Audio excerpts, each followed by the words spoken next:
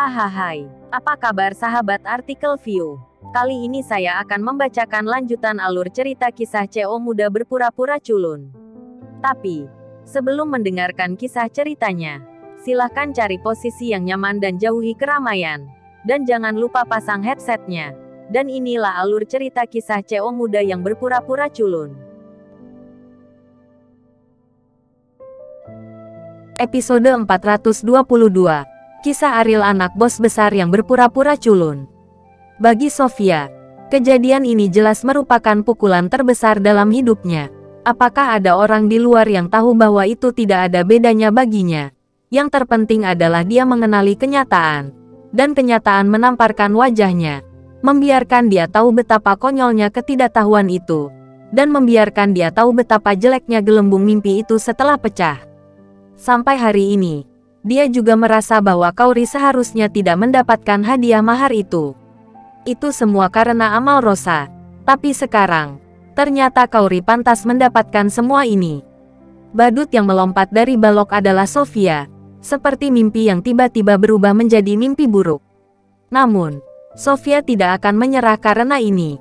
Selama dia bisa menikah dengan keluarga kaya di masa depan, dia akan bisa menghilangkan noda yang dibawa masalah ini padanya.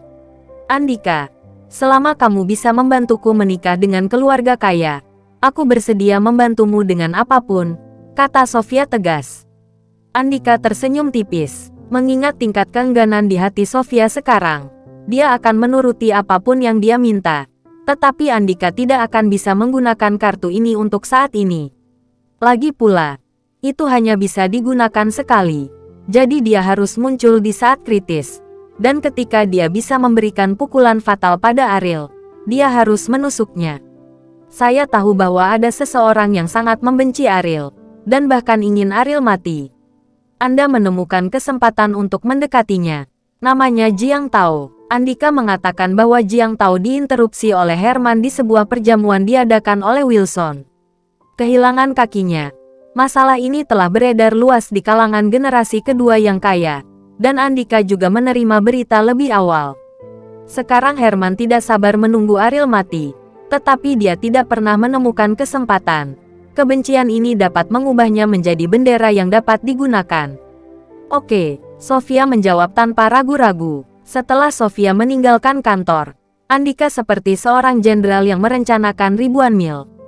Dia hanya perlu duduk di base camp dan bisa mengendalikan segalanya. Tentu saja, ini yang dia pikirkan. Fakta bahwa Herman membenci Ariel, tetapi keduanya berada pada level yang sama sekali berbeda. Menggunakan Herman untuk berurusan dengan Ariel seperti lelucon. Tentu saja, Andika tidak berharap Herman benar-benar dapat melakukan ini. Dalam pikirannya, posisi Herman lebih seperti pencari jalan. Bagaimanapun, kelompok Gaya dan KKK Teknosains sedang bertarung sengit. Tidak ada yang bisa memastikan apa konsekuensi dari intervensi pihak ketiga di Lautan Api. Jadi Andika tidak berani mengakhiri permainan dengan mudah, tetapi menggunakan Hean untuk mengujinya. Keesokan harinya, seorang tamu istimewa disambut di bangsal khusus rumah sakit. Alasan mengapa ini adalah bangsal khusus adalah bahwa rumah sakit telah mengurangi atau membebaskan biaya tempat tidur rumah sakit untuk pasien yang tinggal di sini. Kecuali untuk perawatan yang diperlukan, rumah sakit akan berusaha menghemat uang untuk mereka. Ketika wanita muda itu melihat Imam, tamu istimewanya, dia sangat gugup dan bahkan napas menjadi cepat. Kemarin, saya kebetulan bertemu Ariel. Ariel pura-pura meramal. Mengatakan bahwa seseorang akan bersedia untuk membayar untuknya ketika putranya mengobati penyakitnya. Wanita muda itu pada waktu itu hanya menganggap kata-kata ini sebagai lelucon. Lagi pula, hal-hal seperti meramal itu misterius, dan tidak dapat diyakinkan. Tetapi sekarang, ketika seseorang benar-benar datang kepada mereka, mereka harus membuat wanita muda itu bertanya-tanya apakah itu ada hubungannya dengan apa yang dikatakan Ariel kemarin. Mungkinkah orang ini datang untuk membayar perawatan putranya? Bolehkah saya bertanya siapa Anda? Wanita muda itu memandang Imam dengan gugup, dan kemudian berkata, saya akan menuangkan segelas air untuk Anda terlebih dahulu. Imam datang ke sini atas perintah Ariel, dengan tujuan sederhana memberi mereka bantuan. Bayar perawatan medis anak kecil itu. Tidak perlu. Aku akan pergi setelah beberapa patah kata, kata Imam. Wanita muda itu tidak berani menatap Imam, menundukkan kepalanya dan bertanya, katakan padaku, aku akan mendengarkan. Melihat wanita muda itu sangat gugup sehingga dia mengepalkan tinjunya, Imam tersenyum ringan dan berkata, jangan gugup dan takut, saya bukan orang jahat. Tujuan kunjungan saya adalah untuk memberitahu Anda bahwa ke depan, biaya perawatan putra Anda telah dibayarkan, sehingga Anda dapat memperlakukannya dengan tenang sampai dia pulih. Wanita muda itu mengangkat kepalanya dengan tidak percaya. Dia benar. Apakah dia benar-benar seorang ahli peramal? Sangat akurat. Kamu tidak bercanda, kan? Wanita muda itu bertanya kepada Imam dengan tidak percaya. Tentu saja benar. Saya sudah berkomunikasi dengan pihak rumah sakit. Mereka tidak akan membebankan biaya pengobatan lagi kepada Anda. Sejumlah uang tetap akan dikirim ke rumah sakit setiap bulan, kata Imam. Wanita muda itu tiba-tiba menamparkan dirinya sendiri dengan keras. Dia takut bahwa itu adalah mimpi, bahwa itu bukan kenyataan.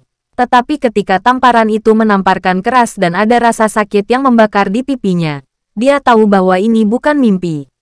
Apa yang kamu lakukan dan mengapa kamu memukuli dirimu sendiri? Pada saat ini, bocah lelaki di ranjang rumah sakit bangun dan baru saja melihat pemandangan ini dan bertanya kepada wanita muda itu. Wanita muda itu berjalan ke ranjang rumah sakit dengan penuh semangat, meraih tangan anak kecil itu, dan berkata dengan berlinang air mata, "Nak, kamu diselamatkan. Seseorang bersedia membayar biaya pengobatanmu. Kamu dapat terus hidup." Anak laki-laki kecil itu masih setengah jalan, melalui keadaan terjaga. Mendengar kata-kata ibunya dengan linglung, dia merasa lebih tidak nyata. Meskipun dia masih muda, dia sangat peka sejak dini, dan dia tahu berapa banyak uang yang harus dia keluarkan untuk perawatannya. Bagaimana orang bisa memberinya uang untuk perawatan? Bu, kamu pasti sangat lelah. Tidak ada orang lain di sini. Anak kecil itu berkata dengan sakit hati. Wanita muda itu menoleh dan melihat bahwa Imam telah pergi pada waktu yang tidak diketahui. Tidak sabar untuk berdiri dan berlari ke pintu bangsal, membuka pintu dan tidak menemukan apapun di koridor. Sosok Imam, ini membuat wanita parubaya itu tertegun sejenak. Mungkinkah semuanya barusan hanyalah ilusi? Pada saat ini, perawat datang ke bangsal dan melakukan pemeriksaan rutin terhadap kondisi fisik anak kecil itu. Wanita muda itu meraih tangan perawat dan bertanya kepadanya, "Nona perawat, apakah Anda melihat seorang pria berusia 30-an, tinggi dan kurus, yang mengatakan dia ingin membayar biaya pengobatan anak saya? Bukan saya." Ilusinya benar, benar-benar ilusi. Harapan yang baru saja terbakar di hatinya akan benar-benar berubah menjadi keputusasaan. Pukulan semacam ini bukanlah sesuatu yang bisa dia tanggung. Jadi ketika dia menanyakan pertanyaan ini kepada perawat, dia berharap dalam hatinya. Jawabannya jelas. Meskipun kejadian ini terjadi dalam waktu yang singkat, sudah menyebar di kalangan staf medis, terutama di kelompok kerja. Diskusi sangat intens. Perawat berkata sambil tersenyum, "Ini benar. Bahkan dokter pun mengetahuinya." Wanita muda itu menangis kegirangan, dan bocah lelaki yang terbaring di ranjang rumah sakit itu tertegun. Setelah beberapa saat, dia berkata, "Saudara laki-laki itu kemarin meramal sangat bagus. Dia benar-benar tahu meramal." Perawat itu tidak bisa menahan tawa ketika dia mendengar ini. Dia bukan peramal. Dan dia tidak tahu bagaimana meramal, karena masalah ini sepenuhnya diatur olehnya. Ketika dia dirawat di rumah sakit, dia membuat semua manajemen senior rumah sakit khawatir. Dan setiap guru terkenal pernah ke lingkungannya. Dari sudut pandang ini, identitasnya tidak sederhana. Dia harus membayar perawatan anak kecil itu.